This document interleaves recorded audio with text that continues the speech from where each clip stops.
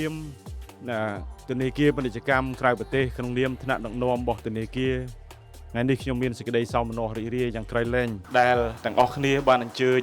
មកចូលរួមក្នុងការដាក់សម្ពោធបើកដំណើរការជាផ្លូវការនៅសាខាទី2ធនាគារពាណិជ្ជកម្មក្រៅប្រទេសនៅក្នុងក្រុងសៀមរាបសង្កាត់ស្លក្រាមនេះមកដល់ពេលនេះគឺមានសាខាទាំងអស់ចំនួន27យើងគិតថាចំនួនមិនទាន់បានច្រើនពេកហើយក៏គ្របដណ្ដប់លើគ្រប់វិសាលភាពនៃទូទាំងប្រទេសនៃទូទាំងទីផ្សារដែរខ្ញុំគិតថាអត្ថប្រយោជន៍ធំមួយទៀតដែលក្រុមការងារយើងនៅទីនេះផ្ទាល់ក៏បានជ្រាបគឺការជំរុញការអភិវឌ្ឍប្រព័ន្ធ Digital យើងបានអាចនិយាយបានថារុញអត្ថប្រយោជន៍ប្រព័ន្ធ Digital នេះគឺយើងបានដឹង Mobile App របស់យើងឥឡូវកំពុងតែរៀបនឹងចាប់ផ្ដើម launch ចំនួនថ្មី corporate ឬក៏ business app យើងបានចាប់ផ្ដើម launch កាលពីឆ្នាំមុនមូលដ្ឋានអតិថិជនដែល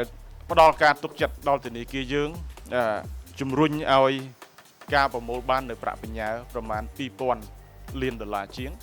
សម្រាប់ SME នៅសៀមរាបខ្ញុំគិតថាយើងបានមាន initiative មួយចំនួនបណ្ដានៅទីនេះផ្ទាល់ហើយនឹងសហការីយើងដែលបានធ្វើការយ៉ាងជិតស្និទ្ធជាមួយនឹង